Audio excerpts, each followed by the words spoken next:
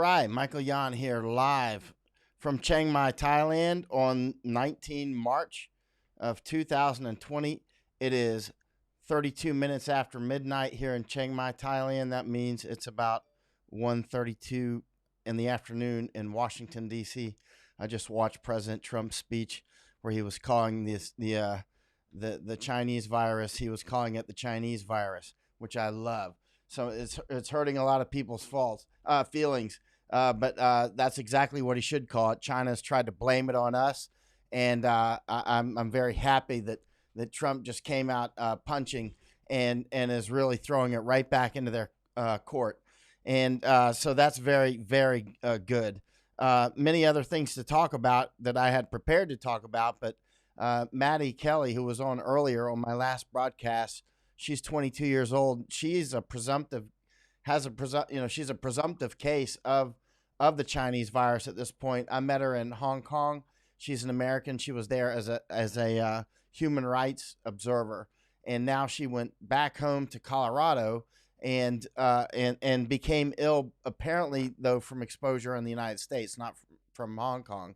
And so I had her on earlier, and Maddie was talking about her symptoms, and now she just went to her symptoms got worse after I had her on earlier. So she should be on right now. Maddie, if you're on, please leave a comment and I'll call you up. But we're going to call up Maddie and hear what her symptoms are. I'll let her explain it.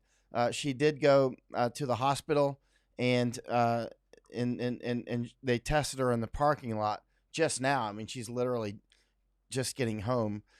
So let's see if she is on, and she'll leave a comment, or maybe she's sending me a message here, and we'll get Maddie on and let her explain. But she said her symptoms worsened after. Let's see. Let me send her a message here. Hello. All right.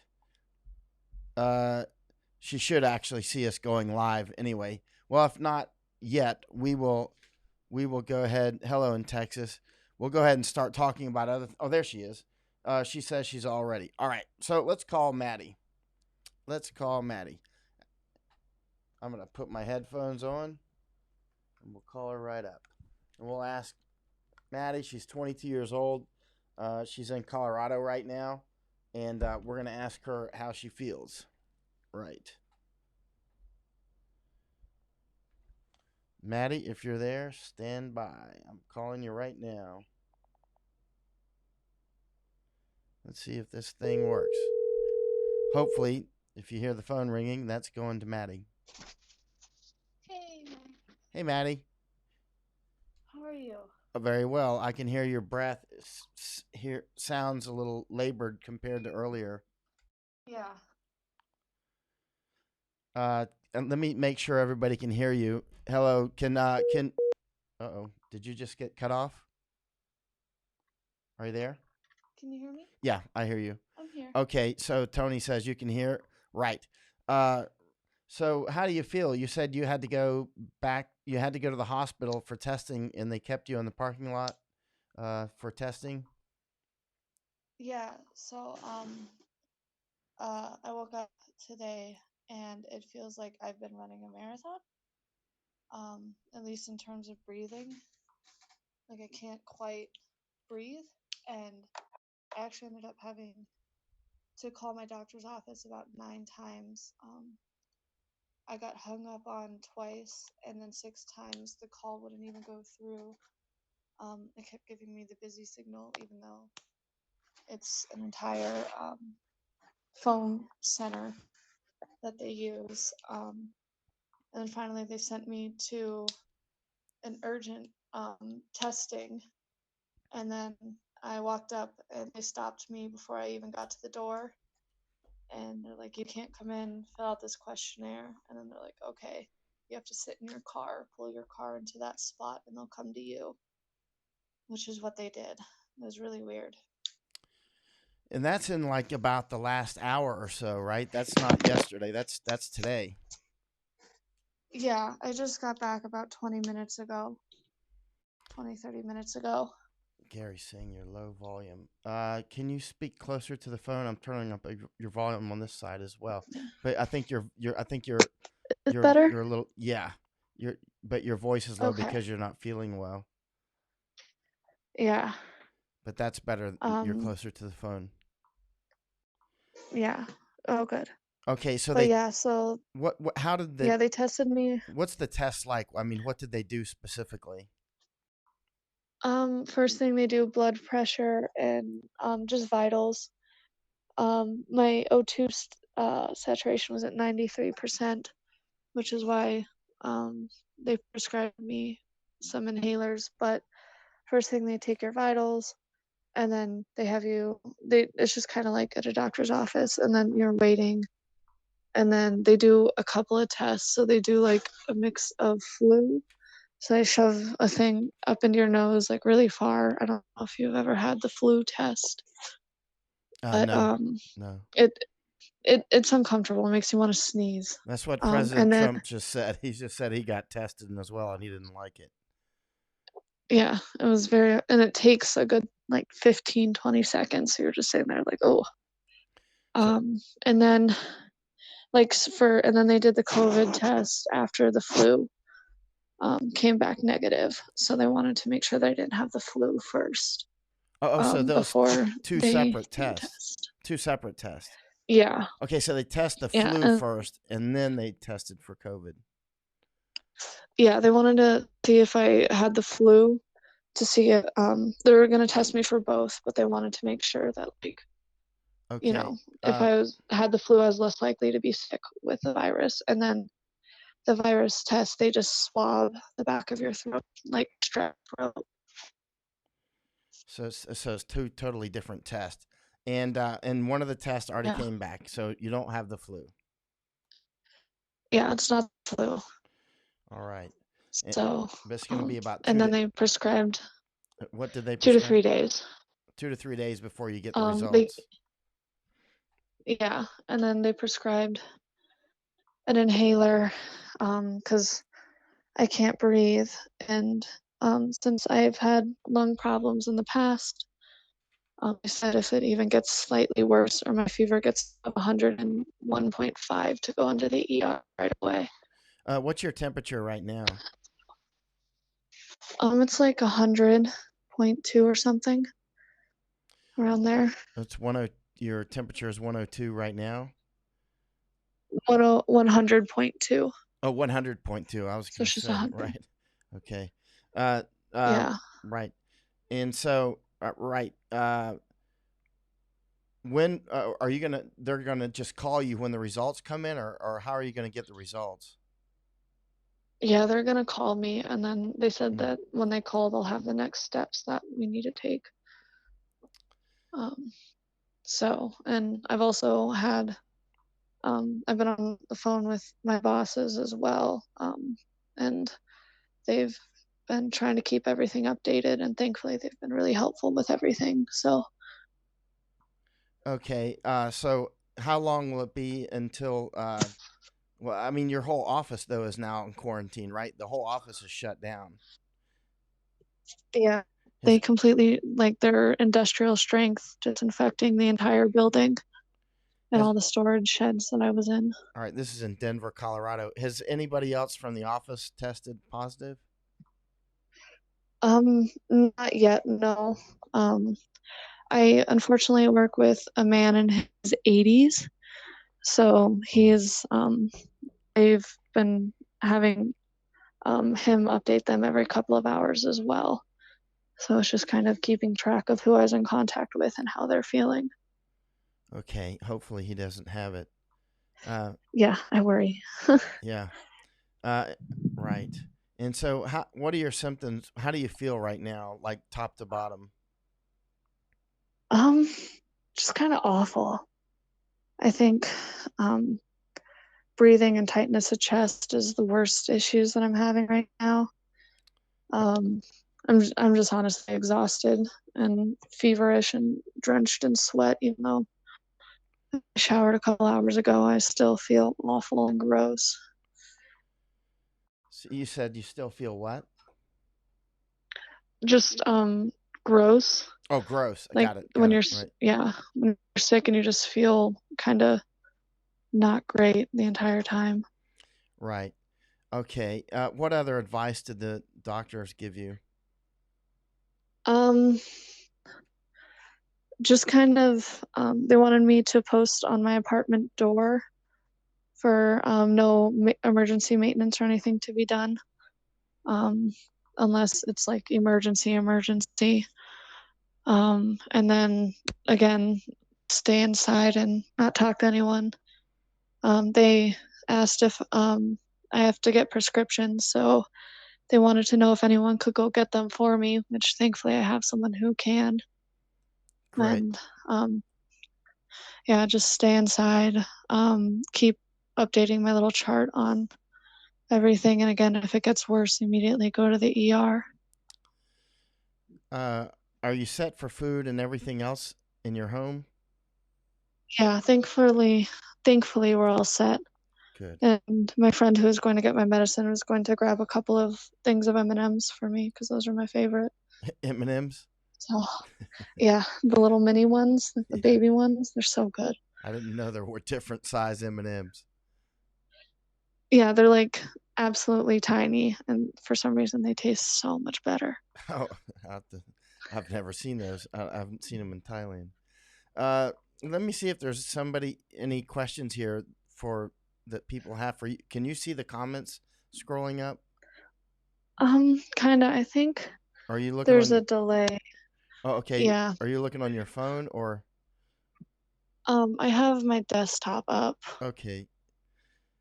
Uh, it's interesting that it's taking days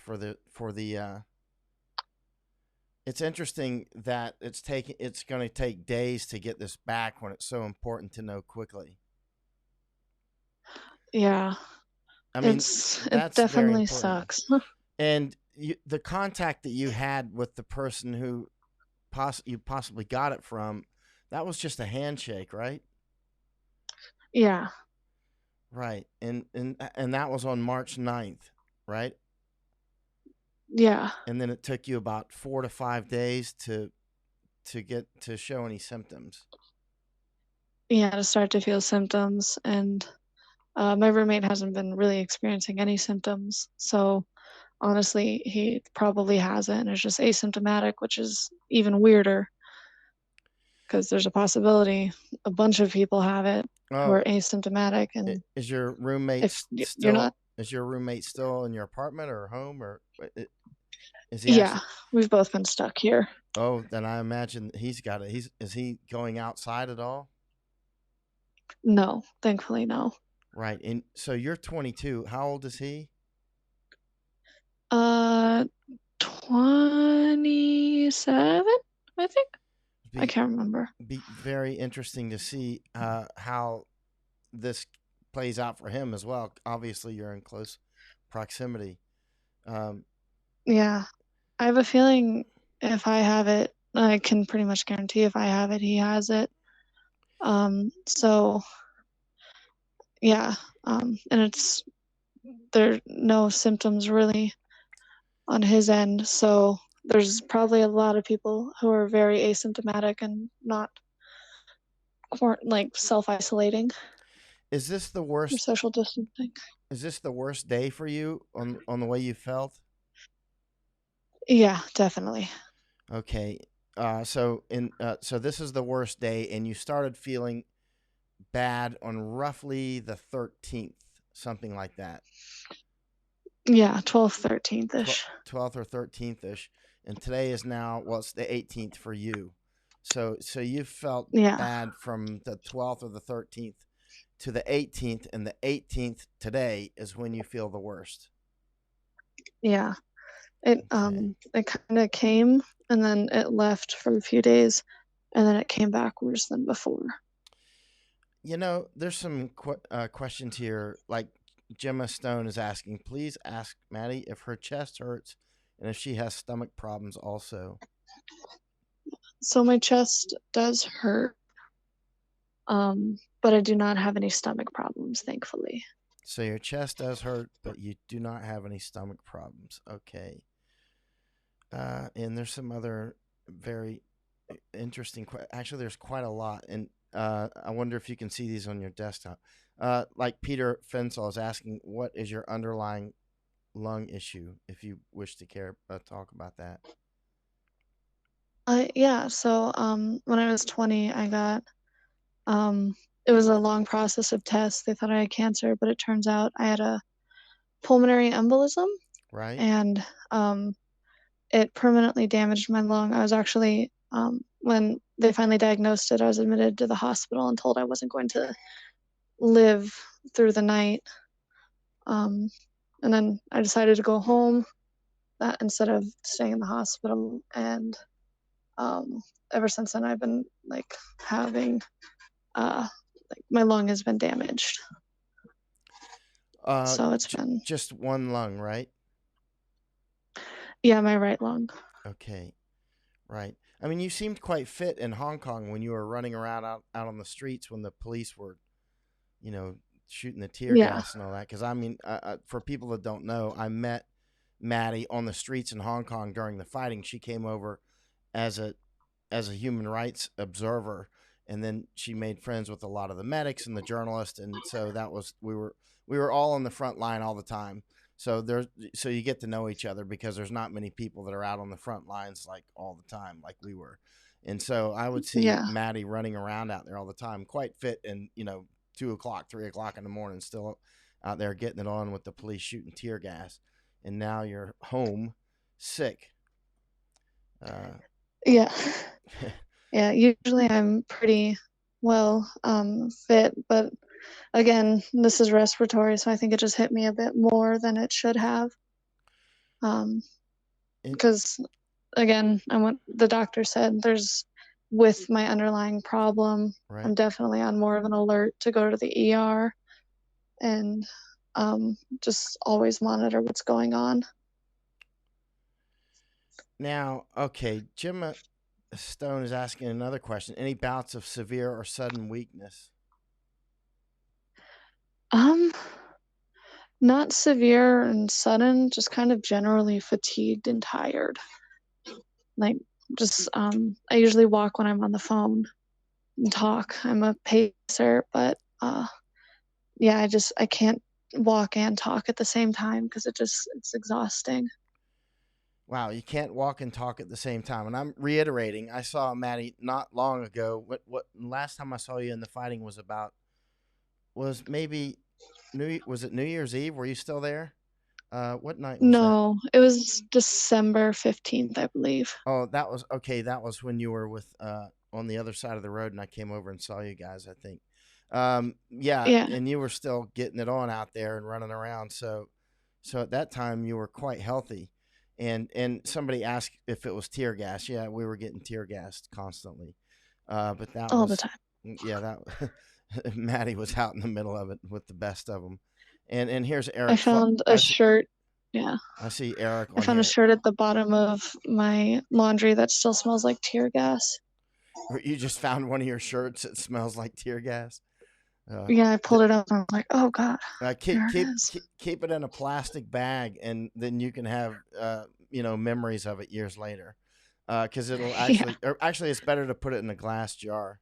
And I only know that because East German Stasi used to use that technique for tracking people. They would keep some of their clothes in jars, and that keeps the smell. So when they wanted their dogs to find somebody, they had a library of scents for people. So if you keep your clothes in a jar, you'll remember the smell of Hong Kong for years if you want to. Yeah.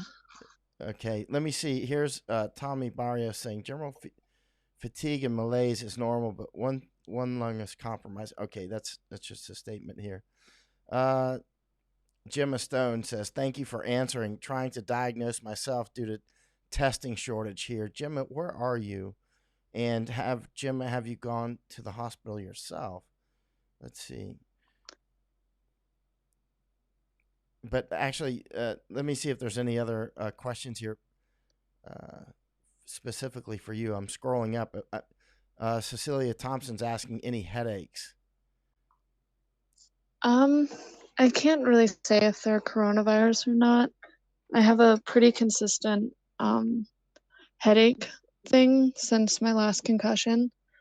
So it's just kind of healing from that, and it's still kind of there. So I can't say yes or no either way. Was your last concussion from the police in Hong Kong? Yeah, when they punched me in the back of my head in November. Savages. All right. And Jim is in It was a Wisconsin. good one too.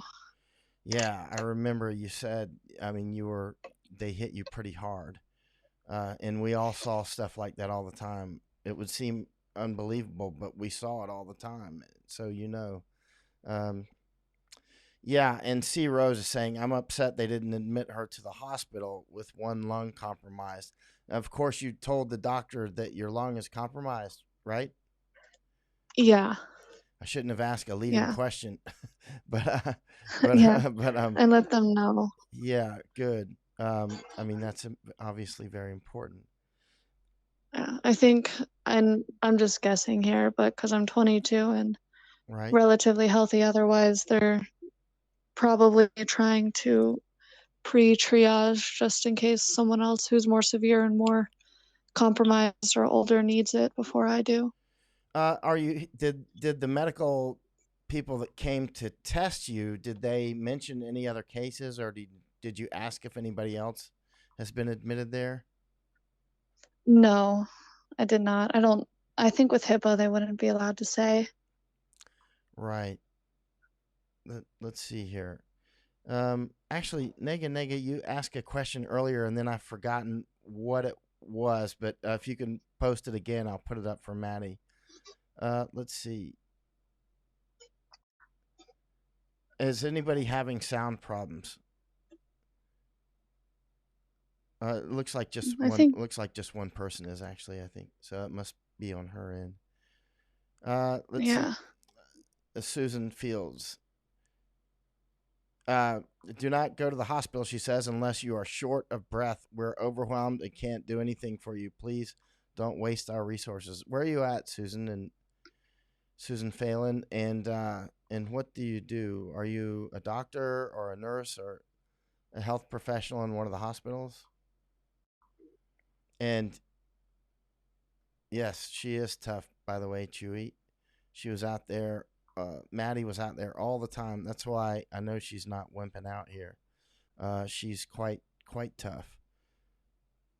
Okay. Oh, Angela says okay. Got it. All right, Maddie. Anything else do you have to mention? Oh, John Frank is asking Maddie, do you have a fan page? Actually, can you? I'm going to ask you one more time, Maddie.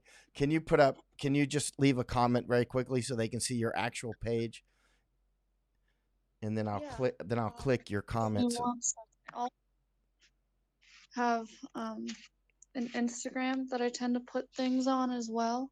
Okay, you have Instagram. Yeah. Okay. Um,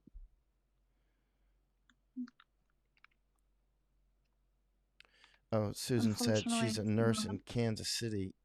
Good grief, and already overwhelmed, and yeah. it hasn't really even kicked off yet. And Susan is saying they're overwhelmed, and we're far from this really Yeah. peaking. Yeah, everyone seemed Okay, really okay. This is tired at the Maddie. testing center. Okay, Madeline Kelly. That's Maddie who's on the phone now. She just left a comment, and I clicked it so you can see it. It's on the. It's highlighted there on the bottom. It says Madeline Kelly. This is me. My Instagram is at Madeline Independent. I think right. Yeah. Yeah, at Madeline Independent. Okay. And Unfortunately, I just started the page because everything was on my personal Instagram, but I thought it'd just be easier to separate everything. So right. from personal and less and more worky. Yeah, that's a good idea. And you were doing important work out there in Hong Kong. You see, a lot of Hong Kongers often will come on my page, only seeing a couple. I saw Eric. Eric was just on here, wherever Eric Yeah. went. And let's see. All right. Oh, Tracy is asking, did you notice a tingling sensation in the beginning, like then and then throat pain, then it went the lung to lung pain? Let me restate that question because it was hard for me to read. Did you notice a tingling sensation in the beginning, then throat pain, then lung pain? I actually haven't really experienced any throat pain Okay. myself. It's mostly just kind of been like when I first started feeling sick, it kind of felt like I was coming down with a cold, like my chest didn't feel quite right. Specifically, breathing felt off, and then from there, like coughing, and it just kind of developed into the symptoms it is now. But I work with kids, so I figured kids get us sick all the time, like the flu, strep throat, all of Right. it. Kids spread germs very quickly, so I just figured it was just a cold from one of the kids I worked with. But it does not seem to be the case anymore, Yeah, and unfortunately. so, someone asked, and then her comment shot up, whether somebody whether they took an oxygen test, and you mentioned that earlier on. It was 93%, right? Yeah. Okay. Uh, I'm looking for other specific questions here. Okay, yeah, that was Cindy Jasquat, Matherly Jasquat. Yeah, it was 93% on the oxygen. Yeah, it wasn't that great. So, Yeah. Donna Smith says Maddie's age has nothing to do with her symptoms. It has to do with what the virus is doing to her body. No, I disagree. We need to talk about age. Obviously, that's very important.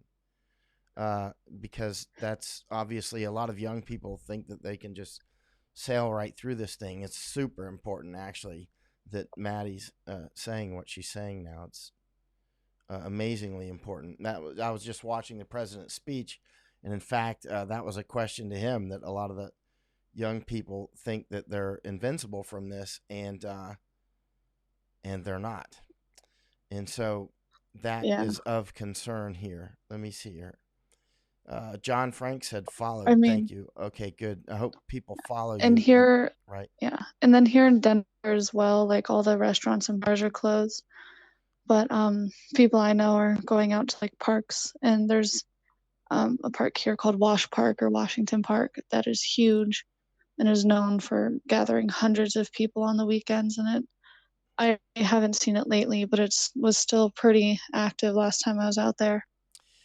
Oh yeah, and I see even on the latest president's speech, they're still giving this really insane advice, like don't get into large groups because small groups are safe. It's like obviously everybody that gets it probably from one person, right? Or maybe two at Yeah, the same. Maybe you get it from two or three people at the same time. I don't know if they're all yeah, infected around you, but the idea that yeah, less than 50 somehow is safer, especially with the rate that it's been expanding, is obviously nonsense.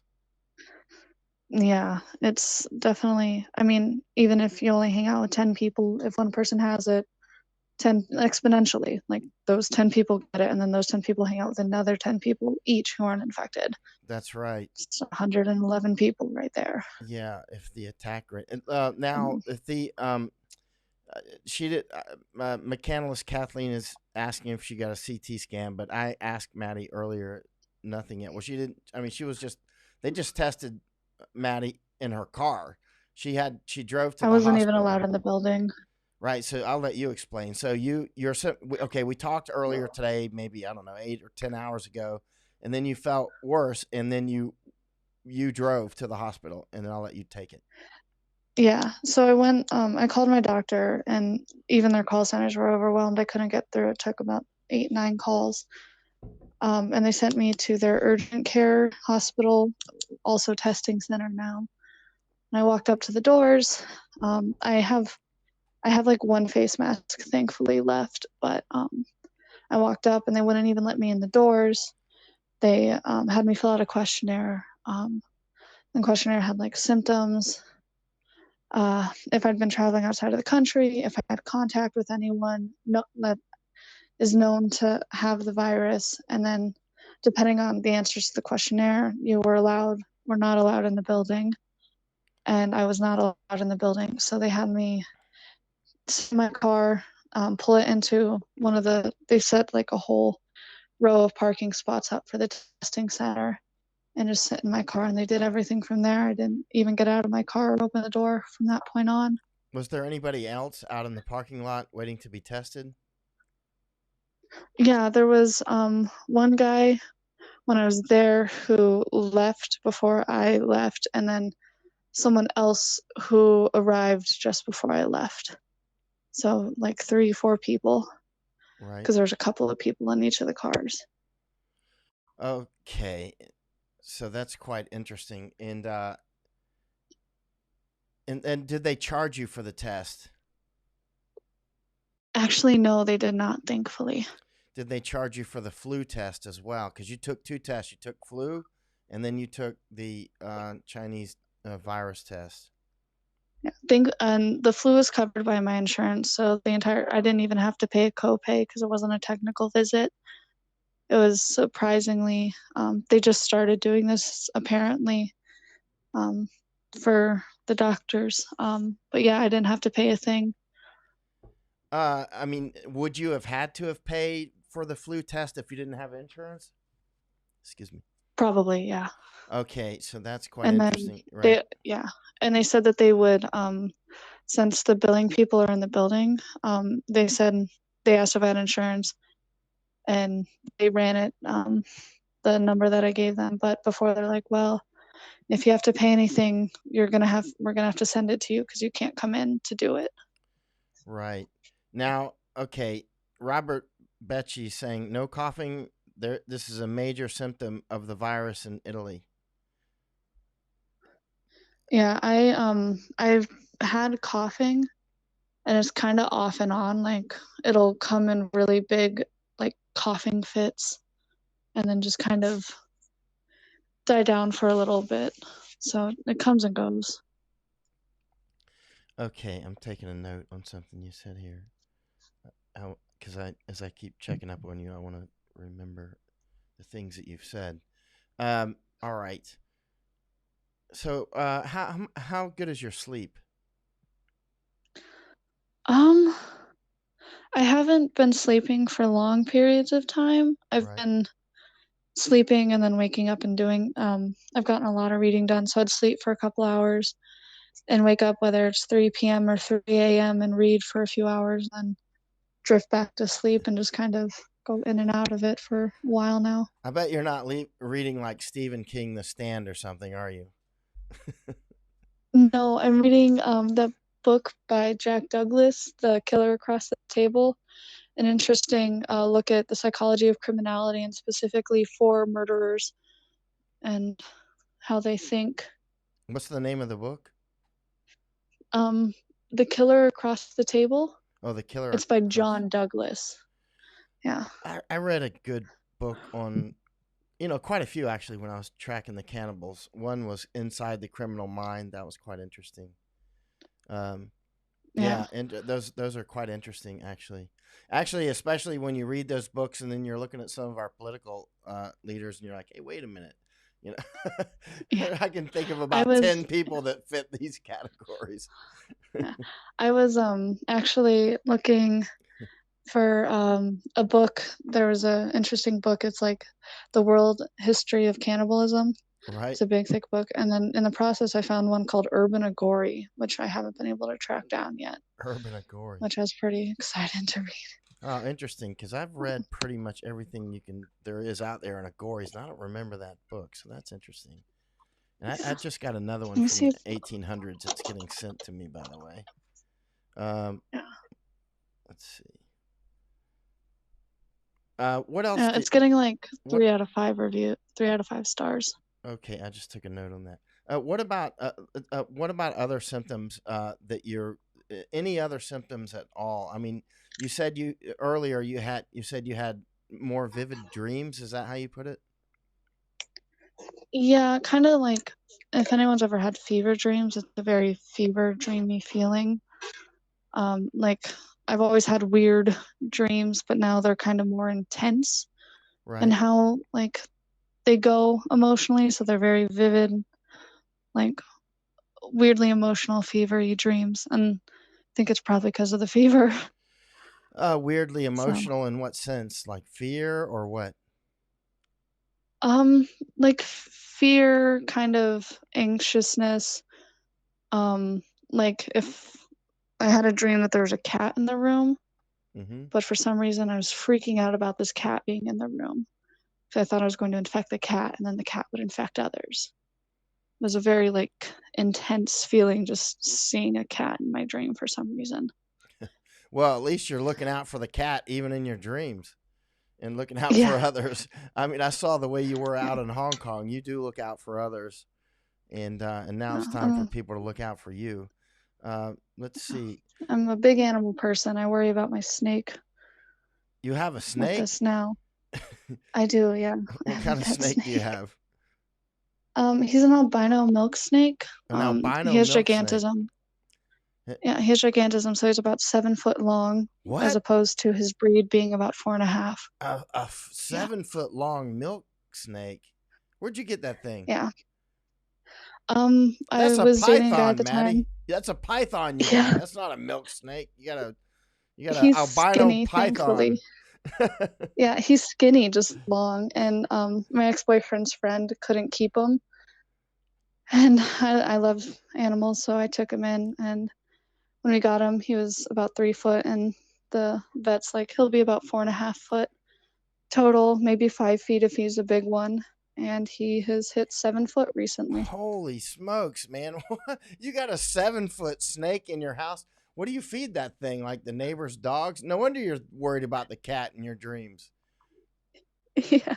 Thankfully, just little he's been so domesticated, he doesn't know how to kill anything, so I just get the little What good's a snake that doesn't know how to prepackaged kill frozen anything? mice.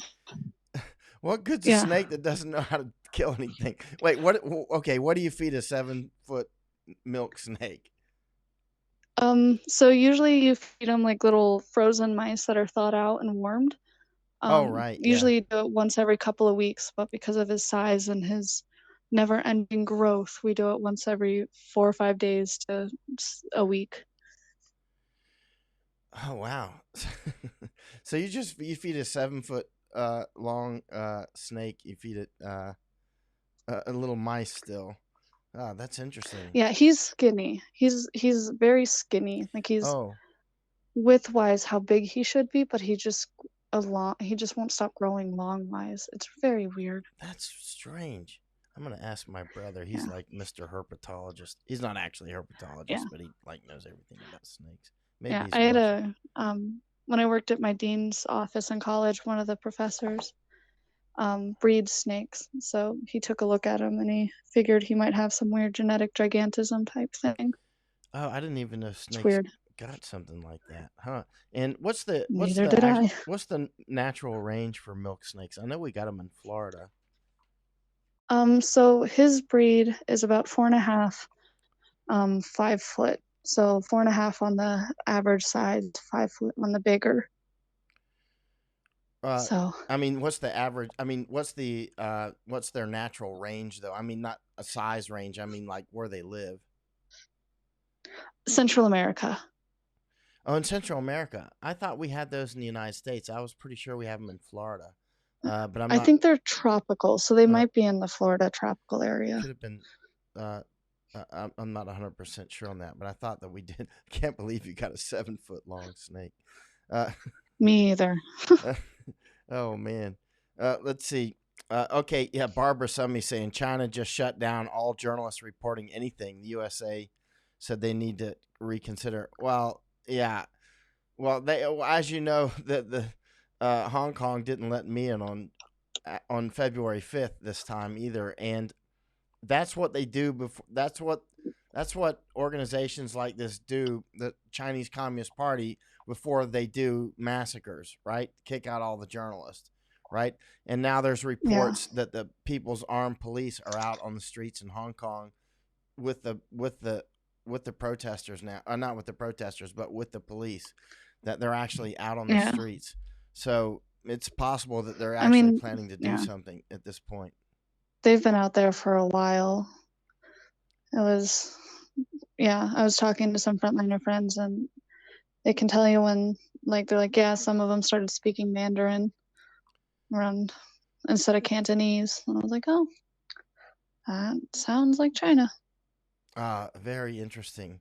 Uh, do you, somebody's asking if you have a picture of your snake. Michael Wong, I think he's probably in Hong Kong now, or maybe he's in Canada. If you have a picture of your 7 foot long milk snake, uh, Yeah, I actually have a picture of him feeding the other day. Let me grab it. Melanie's saying, He's go ahead. Oh, it won't let me post on the comments a photo. Darn. Oh yeah, it doesn't. It'll probably let you do that after I stop live. The Yeah. Cecilia Thompson saying, they kicked out the reporters in Rwanda before they did the genocide. That's actually quite normal. That's a symptom. Yeah. Actually, that's a symptom of concern when they start doing that. Uh, yeah, definitely. And China's the China that we knew in December of 2019 is clearly dead. But that's a side topic. Anything else that we can help you with now? This is Madeline's name, by the way. You can see her. It's on the. I've clicked it so you can see Madeline Kelly. It's on the banner on my page here, so you can follow her on Instagram or you can follow her on Facebook, and hopefully you can do your own lives. Actually, if you do I follow your Yeah. Facebook? I think I do. If I Yeah, I think you do. because if you go live, just in case I don't see it, would you shoot me a message real quick? Because I'd like to watch it if you do go live on your own at some Yeah, point. of course. Or obviously you can come back on here day by day and tell people how it's going. Everybody's quite interested. I am, of course. Um, Yeah. let's see. I'm weirdly surprised out of everyone in Hong Kong that I got it first in Colorado. Yeah, that's the way this thing goes, though. You know. You, let's see. And you travel. You were in Central America before as well, weren't you? Yeah, I spent a few weeks down in Central America. I got a research grant, and I was researching the genocides in El Salvador and Guatemala. Mm, I actually almost got arrested and shot there too. Um, so yeah. it was absolutely fascinating, and it was awesome because my grandmother's actually indigenous Mayan from southern Mexico, Guatemala area. Right. So we got to go to a Mayan city. She always wanted to go, but she never got the chance when they fled to the U.S. Oh. So I got to go for her.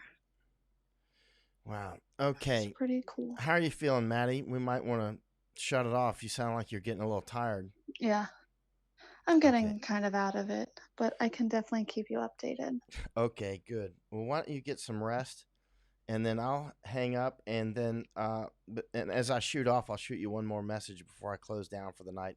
And then I'll talk with you can Okay. stay on and watch the as we keep talking if you'd like, of course.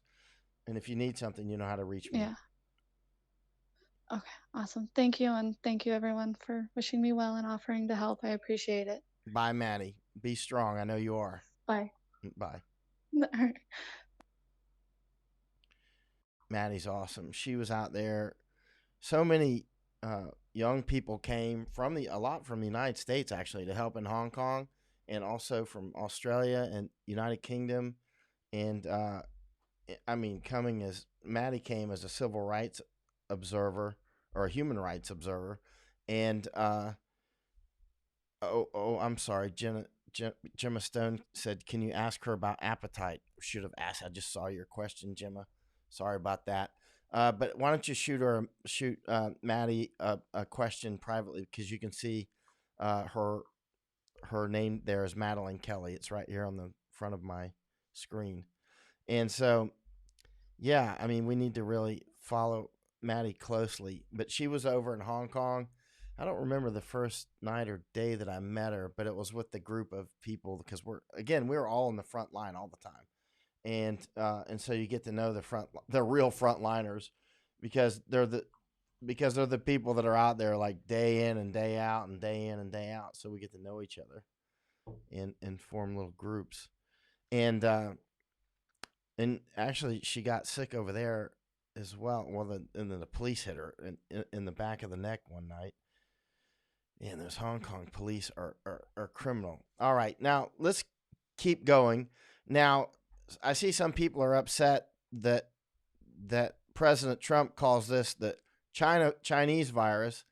Actually, I like Xi's disease or Wuhan virus, but I like Xi's disease the best. But Chinese virus is fine, except that it could be taken as a racial connotation. But China is actually a country, and so and the problem is China has started to blame the United States. And as I've said many times, they'll waste no time in also blaming Japan. And actually, it's I believe they actually may have just started blaming Japan, but I need to get more evidence of that. But I think that they just started blaming Japan in about the last day or so. But I've written 3 books on Chinese information warfare. This is my 3rd book. It's available in Japan, Amazon.jp. It's available in paperback and in ebook. It's only in Japanese language, but it's available right now. It's just out for about a little over 2 weeks, and that's what they do. They all. I mean, I've been watching Chinese information warfare for years and studying it incessantly, and that's what they do. They blame Japan and they blame the United States, not just for this, but for things in general. I mean, they're always blaming us. And so that's why I was saying, way back when they're going to blame us and they're going to blame Japan. I guarantee you that's what's going to happen. All right. Ted says he likes the Wuhan virus. But, the problem is they started to blame us, and they seem to have forgotten who the president is. Do they think President Trump's going to give them a pass? Because when China starts blaming the United States Army for unleashing a biological weapon on human beings, I mean, that's an insult. That's not just an insult. I mean, that's a criminal defamation if there ever was one. I mean, especially to all of us, veterans of the U.S. military and whatnot, it's a gross offense, actually, that you're saying that, that my friends and family in the Army and my Army as an American unleashed a biological weapon on the Chinese people.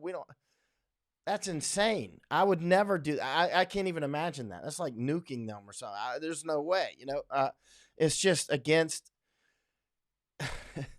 that would be illegal and everything on so many and very few of us have anything against Chinese people. I certainly don't. I like Chinese people. Generally speaking, they're quite nice people. And as Steve Bannon always says, and they work hard and that sort of thing. I mean, they're family people. They're quite good, but their leadership is completely criminal. They're just gangsters. They're total criminals.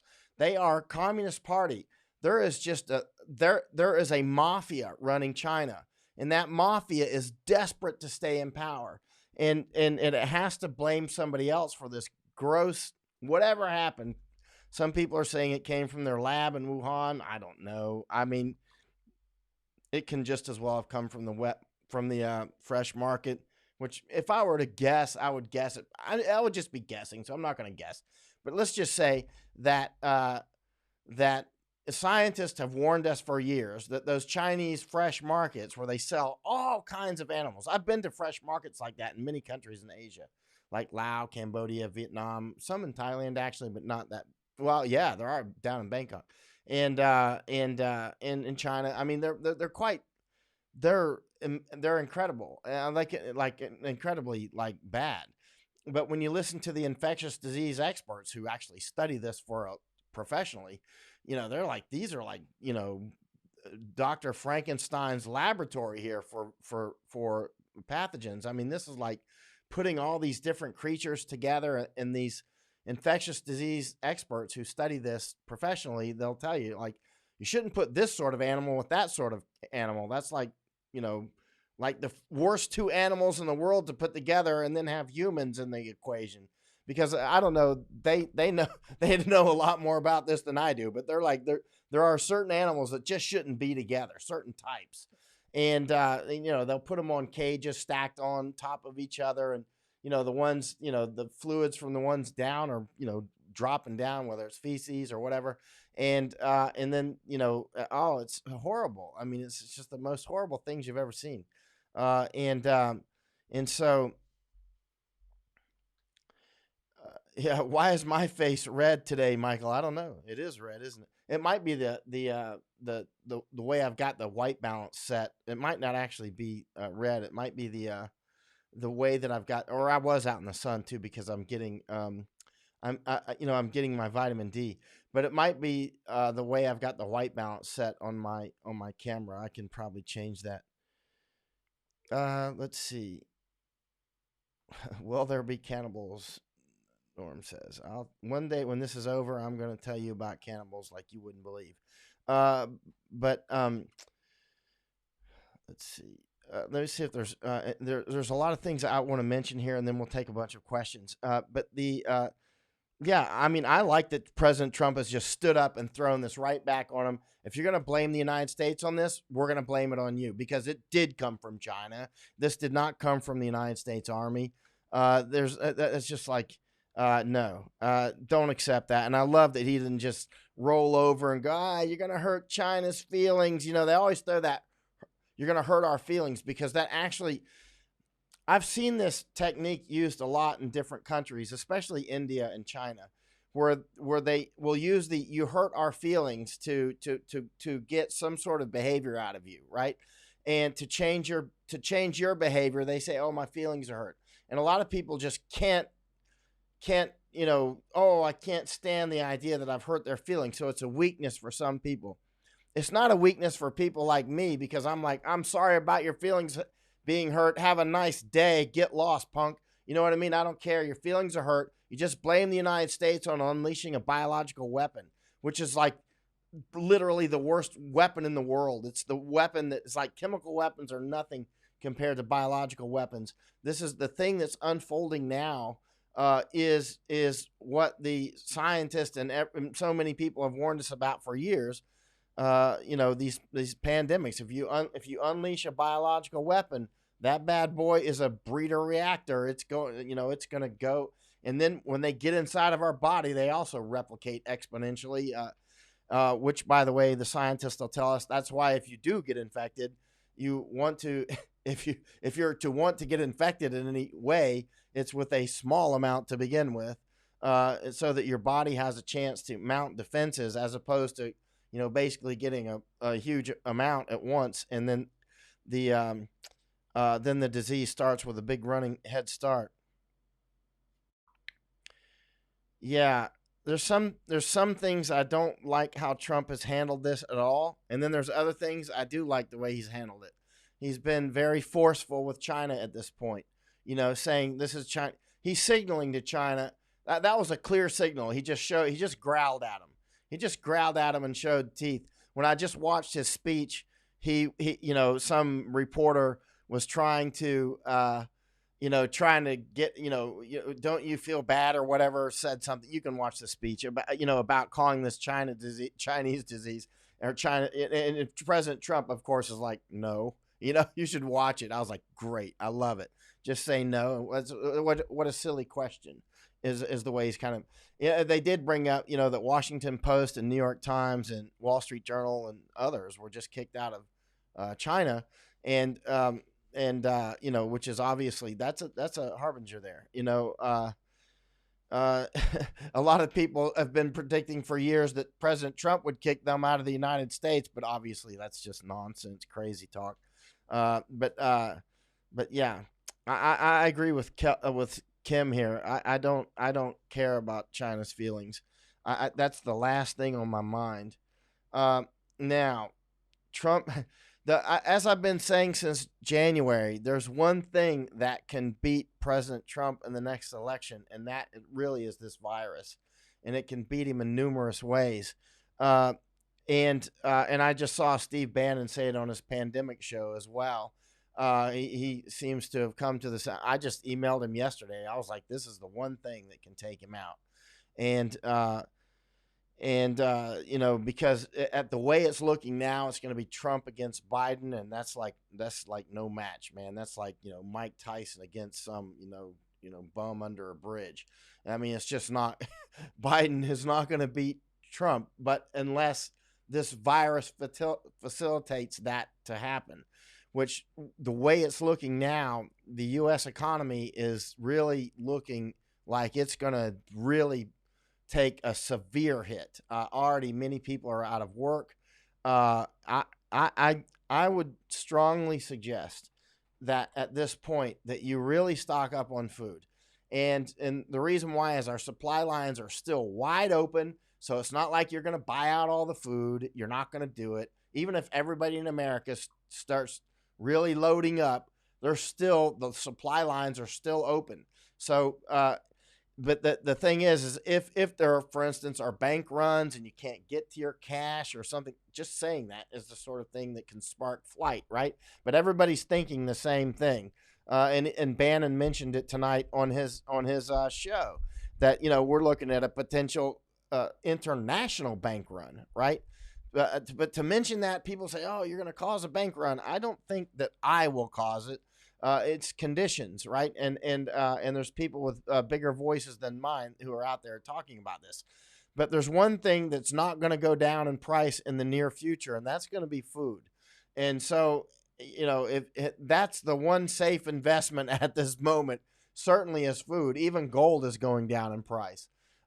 Gold has gone down since just in the last about what week or so, from what $1,700 to $15, right? So something like that. I'm not tracking minute by minute on that. I'm just watching some vital signs. But you see that gold, but the food is not going to go down in price.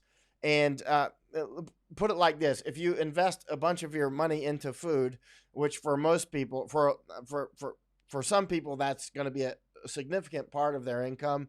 For other people, it's not. So, but in any case, if you get long shelf life food, you're not going to lose any money. At most, you'll cash out by not buying food later, and you can just eat it over time. And so it's just a very safe food at this point is an extremely safe investment, unless you're buying something that spoils quickly or something that requires refrigeration, and you lose electricity. But I would certainly invest in food, and as I've said for a long, long time, predating this, is you should always have at least a month's supply of food anyway, right? And in this case, I would up that to at least 120 days at this point. Why? Because when you look at the math on how these curves actually go, and actually the advice that's being given to a lot of in various countries like UK and United States, is that elderly people should be prepared to stay indoors for 4 months, right? So it's really good to not have to go out shopping during this time. And you don't have to go shopping right now. You can order it by Amazon. Now I see people are trying to scare it up that the virus can be delivered by Amazon. It can. I mean, but let's not get all hyper paranoid. If you look at how their warehouses work too. Well, anyway, you can look it on YouTube. But the main thing is when even if you can when if you get, let's say, Amazon or other deliveries, when it comes in the box, just get it with gloves and set it somewhere, and decontaminate the box and go wash your hands. And I mean, don't be afraid of getting. I wouldn't let that stop you at all. I would just take the normal precautions, and you will be good to go, no problem. But I certainly believe. Yeah, Tommy Barrio says your bank already sent out emails to trying to avoid panic and run. I mean, which obviously is the sort of email that that alerts people that, hey, what's going on, if they weren't paying attention. Yeah, Barbara saying gold is going down because banks are selling to cover puts and still keep their deposit requirements. Or as Bannon was mentioning tonight, who is actually selling it? It could be sovereign nations selling it because they need liquidity right now, right? So everybody's going to need cash at this point. Let's see here. Nikki Vivu is saying, hi, Michael. Do you think Trump will call on mandatory quarantine and martial law will come soon after? Well, that's a hard one. if I were president, you could count on it. There would be a mandatory quarantine at some point. Yeah, I would. Uh, and I know that sounds dictatorial, but I'm not the dictator sort. I would not. But if I were president, you could count your last dollar that you'd be looking at a quarantine at some point, and probably sooner than later. I would have all the flights on the ground already. I would have closed a lot of stuff already. I would have told everybody you have X days to get to your hard point. I've been saying since January, get to your hard point. Hard point means your final line of defense, where you want to be to weather this storm, right? Because people keep saying we're going to defeat this virus. No, we're not going to defeat this virus, period. Strike that from your mind, any more than we're going to defeat that earthquake that just happened in Salt Lake City. We're just not going to. Apparently, there was just one in Bali as well. We're not going to defeat a giant hurricane or a typhoon. You're just like, nope, here it comes. But we can take it more. We don't have to just take it standing out in the open. We can certainly prepare ourselves and mitigate. We can certainly do that. We can't stop it. And so, and we're not going to. And the idea that there's going to be a vaccine soon, just forget about it. It's not going to happen. I saw President Trump talking on the speech right now. They were talking about, there's a vaccine. There's, going to be starting human trials soon. It'll be here in record time. Let me tell you what. Let's do the math. It's not going to be here before this runs its course, right? It's just not going to be here that fast. It's the virus has already fired its shot. It's going to be here. It's here already. It's growing exponentially. There is no way on God's green earth that there's going to be any virus out there in time. It is not going to happen. And, if they speed this through human trials, if they speed various vaccines that they may be working with through human trials, I'm smelling problems. If we short circuit the system, which, of course, there can be great impetus to do that this time due to the magnitude this time, but also the risk could be quite severe. But obviously the risk of doing nothing is quite severe, but it doesn't matter in that regard, because we're just not going to have a vaccine in time. Even if we had a vaccine right now, even if this were pure vaccine and we could just make it by the ton right now, by the time we can distribute it and administer it, it's going to be, it will have peaked. Remember, though, these things often have a second and third peak, like the Spanish flu 1918, right? And in the second peak, the second wave is by far the worst often. The infectious disease experts tell us that in every book I read on the subject. In all these scientific articles, they're like, this one's bad. The real punch, this one is just the jab. The virus is jabbing right now. The real punch is coming with the weight behind it is the next one. This one's just a jab. And so that's why the idea that the economy is going to crash is like, I would buy a lot of food if I were you. I would invest in things that invest in long shelf life food, because you'll get your money back as you don't buy food in the future. And no matter what happens to currency, you'll still already have a bunch of food. Unless you're Amish and you got a big farm or something, then you might be good to go. Let's see. And we'll take more questions here. And all right. Okay. There's a lot of other things that I wanted to mention here, and then we'll actually, let me go down the list here. The two hospital ships that the United States have, the USNS Mercy and Comfort, there's these hospital ships. You may have seen pictures of them before. I'm actually surprised we only have two, but I've been surprised at that, not now, but for years, actually. I'm like, why don't we have like 10 of these things? It's just, I don't know, it just makes sense. And, but those will be, it looks like they're going to be going to New York. And so one of them, I think the Comfort right now is at San Diego. So that if it goes to New York, it's got to go through the canal and then shoot up to New York. So it'll be a while before it gets there. But even then, how many beds is that? That's why Governor Cuomo, he actually is showing some solid leadership. Cuomo is, and I know a lot of people think badly of him, but he's showing some actual solid leadership, and he seems quite a quite squared away individual. But in any case, what about these cruise ships that we have out here? I mean, these cruise companies don't need them right now. Why don't we take these things and lease them and make hospital ships out of those? I know people are talking about that sort of thing. And I want to mention one other thing right now. There's opportunity here. All these restaurants that are closed and bars or whatever, they got a lot of inventory and they're probably going to want to turn that into cash. And so if you got a restaurant, everybody's got a restaurant somewhere down the street from them, unless you're living out in the 50 miles from nowhere in Utah or Arizona or something. Most people are not more than a few miles from some restaurant. You might want to go down there and say, hey, you want to sell some of your inventory? Maybe they got all kinds of stuff there. If you've ever worked in a restaurant, they got some really high quality stuff a lot of times. And it's, you can get a giant ham or whatever or whatever, pastrami or beef, whatever you want to get. And it comes in those big cans sometimes. Maybe they'll, all these thousands and thousands of restaurants, not just the United States, but also Canada, Germany, here in Thailand, they're about to close. It was announced now here in Chiang Mai, they're going to start closing some bars and restaurants and that sort of thing here in Chiang Mai.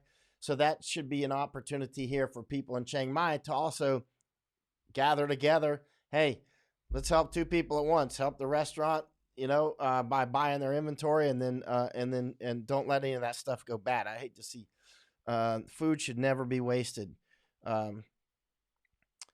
And so let's see if there's any questions here on the bottom that I should answer. You're welcome, Kimberly.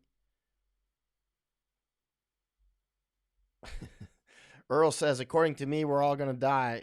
Let's put it like this, Mr. Earl. If I thought we were all going to die, I wouldn't be wasting my time telling you how to get food. I would just be like, we're all going to die.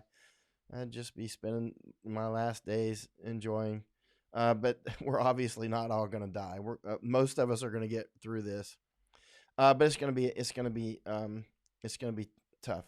Bernie Mac, do you think we might have military setups like MASH with many various specialties to handle things for the civilian population? Well, Governor Cuomo has been talking about that, of course, and of course our military is preparing for it and we do have excellent military.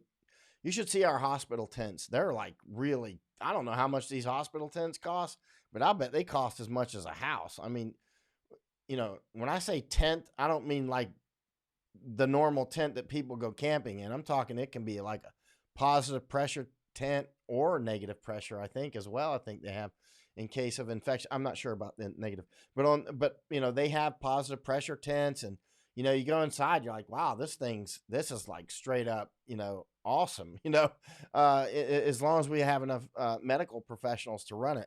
And remember, our medical professionals are now our frontline troopers.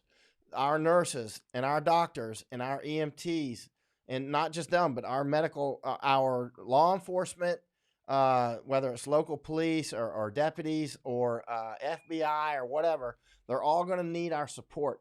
They're all going to need, we need our police out on the streets now more than ever. We need FBI out there. We need everybody on the front line that can be on the front line. We need all the doctors and nurses out there that can get out there, and it's going to be so stressful for them.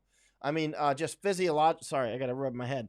Physiologically, I felt like there might be a mosquito. I saw a mosquito, and I don't want to get dengue. That's why I just turn on the aircon. When it gets to be about less than 72 degrees, these skeeters go to sleep here. And so that's why I like to keep the air conditioner on. I can deal with the heat, but I can't deal with the dengue. And the last thing you want to do is get dengue right now while this disease is running around and you can't get to the hospital. Dengue is called. See, there's a mosquito. We got to keep the aircon on. Yeah, I'm sorry. I shouldn't have said 72, but at about 21 degrees Celsius, that's when these bad boys go to sleep. I don't want these things running around, and somehow a couple of skeeters got in. And so so the ringer on my phone is mosquito. So if somebody calls me, which is not very often, is thank heavens, is it's a mosquito. So I hear because I remind me, watch these skeeters, and I spend so much time in crazy places, and Earl saying, you must stop scaring people. Here, I got something for you, Earl. If you're scared, I want you to do two things. Here you go. Here, Earl. I got you, Earl. Earl, you're okay. You're okay, Earl. Now go get you some milk. Go get you some milk. Warm it up and drink you some milk and go to bed, Earl. Bye, Earl. Sweet dreams. You got that, Earl? Now get lost. All right. So for the adults, all right. Let's see here. Great, you can't even hear the air conditioner. That's good. Yeah, I don't want any of that dingaze break bone fever. All right, so now I want to take as many questions as possible. We need to prepare each other academically, for starters. Like if you have information in your community about, hey, so and so, you need to know something. Well, then pass it along. Pass it along if it's something you think we need to know. And also, hope I don't have a skeeter. You know how when you see skeeters around, you start feeling like you're getting bit all over the place. That's psychology, isn't it? And also mentally prepared. I'm mentally prepared. I'm a war correspondent. I'm ready. I'm ready for the Black Death. I'll be fine. You know what I mean? But so I'm completely fine, and we can help everybody get through this. Make sure if you got kids, don't show any fear in front of the kids, because that'll freak them out. Especially if they see their mother afraid. Little ducklings get afraid when they see Mama Duck afraid. Got to show leadership in front of the children. There's a mosquito behind me. Oh, thanks for getting my back, Valerie. Even though you might be like 12,000 miles away, you're like calling for fire on that mosquito. All right, thank you. That's another thing these good thick shirts are good for. They're good for all kinds of stuff. Yeah, good. We need to get those MASH units out there. Of course, the military will be planning on that right now. I know some of the generals. People have often said that our generals don't have any combat experience. That's crazy. We got a set of generals right now that have got so much war experience, you can't believe it. It's unbelievable. These are very serious men and women, and so they realize the seriousness of this, and what assets they have to come head on with it.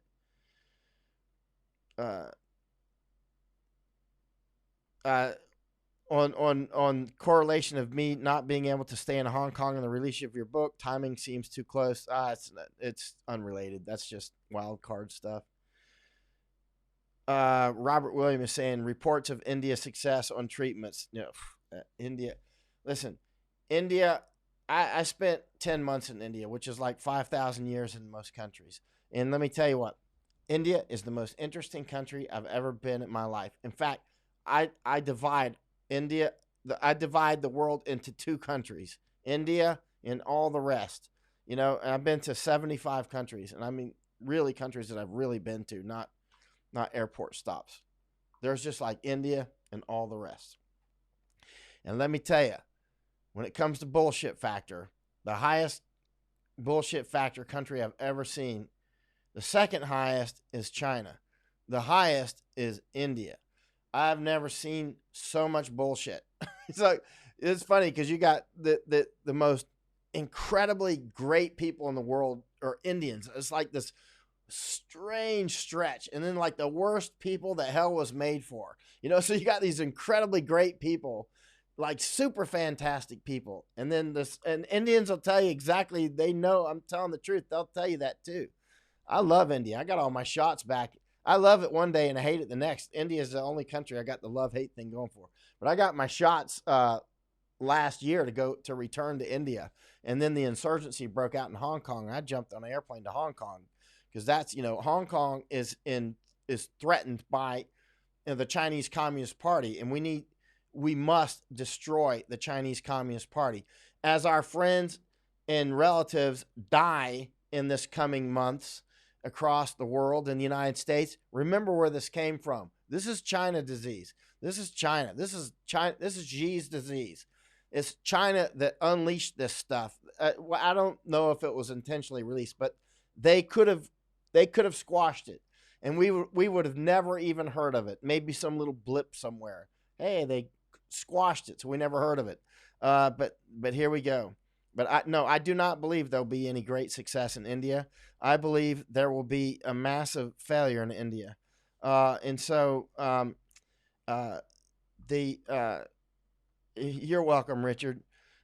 Richard says, thank you for being so on point. I am so impressed that you have answered a response I made last night. The way you worked it in today is wonderful.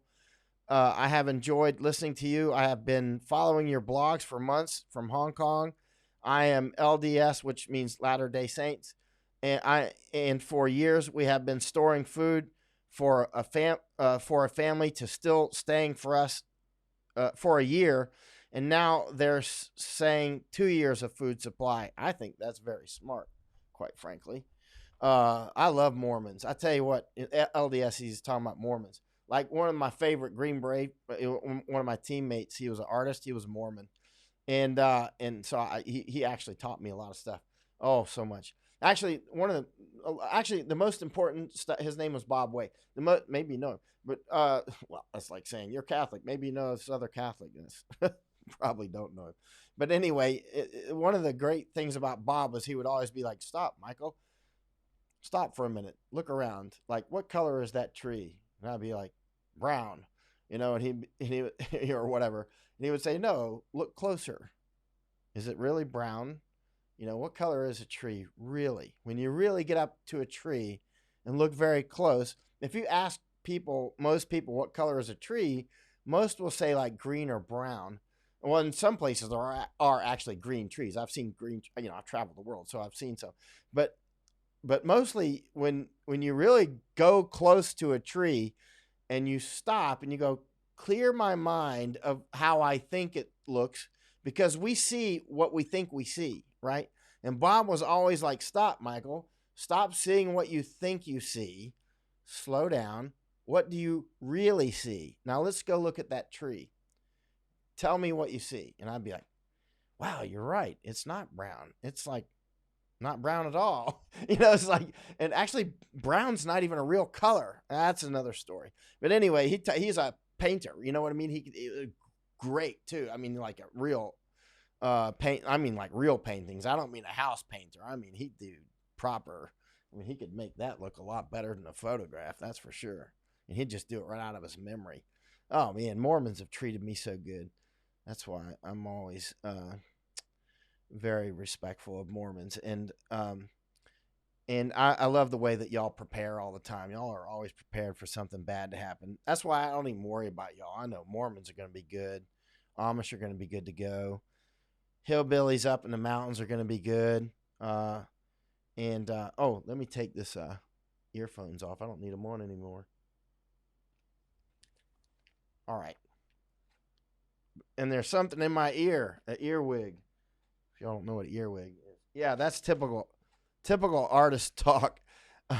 Was Tommy saying when my old Green Beret friend Bob Way, he would be like, stop, Michael. Imagine what color. So you heard me going on my rampages many years ago about what color is an alligator, right? And most people will say brown or green, and they're not green and they're not brown. And take this from somebody who grew up. I used to catch alligators. You know what I mean? When I was a kid, I used to eat them.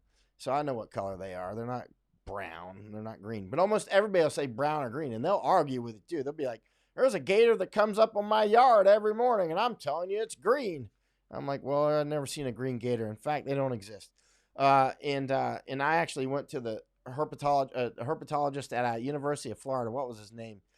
I rode my mountain bike over there one day, and I was going to ask him about alligators. So I walked in.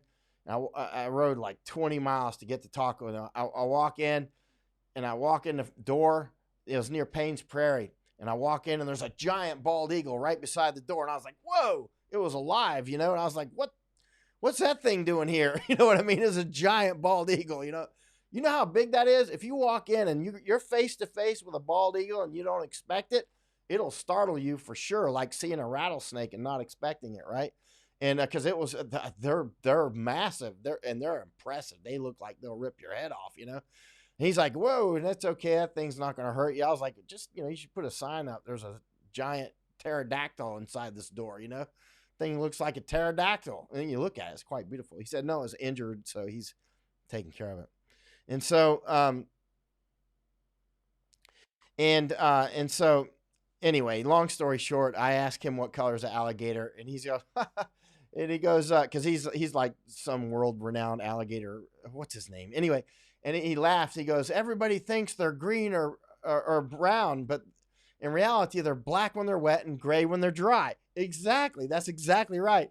And I said, "Okay, I know that because I grew up catching alligators, and I hate to tell you this, sir, but I used to eat them too." And he's like, "It's okay. They breed like rabbits," and which they do actually. And and I said, "But are there green ones anywhere in the world?" He said, "No, there's only alligators. What are they called? What are they called? Alligator. The species name is like Alligators Mississippians or something like that. Anyway, and there's only two places in the world where there's gators, right? It's like the southern part of the United States, and I think in the north part of Mexico, so like Florida, Georgia, North Carolina, South Carolina, Louisiana, Texas, and then I think that southern part of in Alabama, and I think that southern part of sorry, Alabama, I skipped right past you. That southern part of Texas, and then down in north part of Mexico, I think, and then over in China has alligators, and I don't mean crocodiles. So anyway, for those who know the difference, I mean, I can tell the difference between a gator and a crocodile on a glance. Like, that's a gator. Most people can't tell the difference, but anyway, but they are different colors. Let's keep on going. But yeah, man, I tell you what, you walk in and you don't expect to see a bald eagle like this far away from you, like within like arm's distance. You'll jump back, Jack. I mean, I was like, whoa, that pterodactyl in here. I'm glad I wasn't angry. I'd look like Scarface, you know. Let's see. The president has been talking now 6 days in a row, and he's been giving speeches. I mean, not speeches. He's been actually answering questions and getting ahead of this. Well, I mean, I've got some not complimentary things to say about how he's handled parts of it, and then on the other sides, he's doing, he's jumped into the arena now. That's for sure. Realizes the proximate threat that exists, and it's huge. This is the one thing that can cost him the presidency. I can't imagine having Joe Biden as our president. I mean, they'll have to feed him they'll have to put a bib on him, right? They'll be feeding Joe Biden, have a bib, and call him Bib Biden, I guess.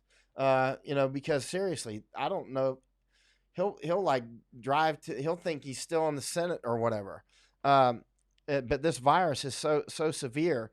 Now, one of the things that's the UK, Germany, and France clearly have made a strategic error in how they deal with this virus, if we're listening to the experts.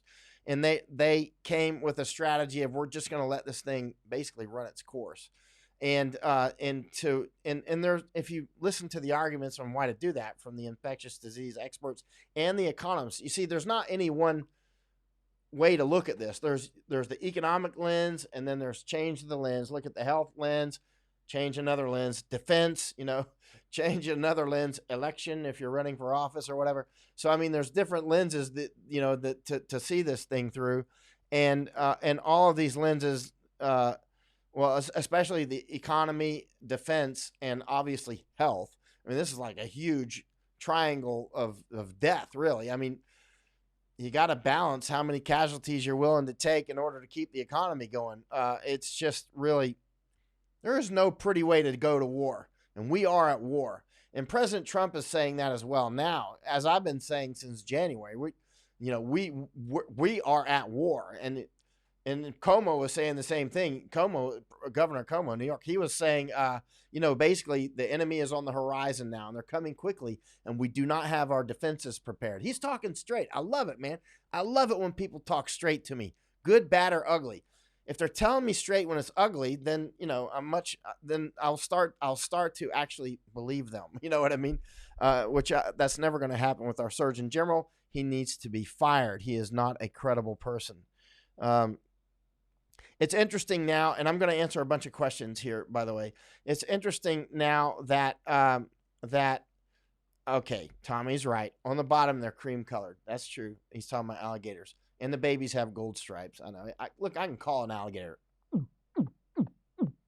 You do that, female alligators will come. I can get female alligators to come. But I'll tell you what, if you do that to women, female humans will not come if you do that. They'll actually go away. And take it from me. I tried it when I was younger. And so, yeah, female humans go away. Female alligators will come to you, because that's the cry that their babies make. The baby alligators, if they're in stress, they'll make that call. If you take that sound that I just did and you record it, and then you go play it out on a lake or a river in Florida, female alligators will come if you play it loud enough. I'll guarantee you. I used to do it. Right. All right. Insofar as Europe, though, they are really going to be in trouble here. And it's interesting, though, with the border issues. They've been all about open borders and let everybody come live in your yard. And now they've got a huge problem. Like, Italy is completely melting down. And, people sealing off Italy. Like, if they could do if they could do the submarine thing on them, they would have Italy, locked into, and Switzerland's going to have, so now everybody's going to start locking their borders, right? So all of a sudden, like, as Steve Bannon said, and my page goes out to Brian Kofaja's, 3 of his pages. Brian Kofaja, he's a U.S. veteran who was injured in the wars. He's in the Air Force. He got hit, lost both legs and an arm. Come back, instead of, he's still fighting. He's unbelievable. So he's like, I'm going to defend our southern border. Because the government won't do it, I got to do it. That's the way I operate. That's the way a lot of us Americans operate. We're like, if the government can't do it, I can do it. So Brian's like, I'll build my own wall. And so he put up a GoFundMe and raised $25 million. 250,000 people have donated, right? He's been down there building a wall. And all of a sudden, it makes sense. All of a sudden, a lot of people are seeing it. Hey, what if this virus, not what if, this virus is going to smash some countries in South America. It's going to smash Mexico as well. It's going to smash us. And what are we going to do when it's even worse down there? They're going to want to flood up to the United States. This is something that many of us have warned about for years. We've been warning about it. It's like, what happens when Venezuela or something collapses and they just go on the long march and come right up to the United States, right? Well, that's what we're potentially looking at now. This is very, very, very serious. And, and people used to look at Brian Kofaja as if he's some kind of lunatic. Nope.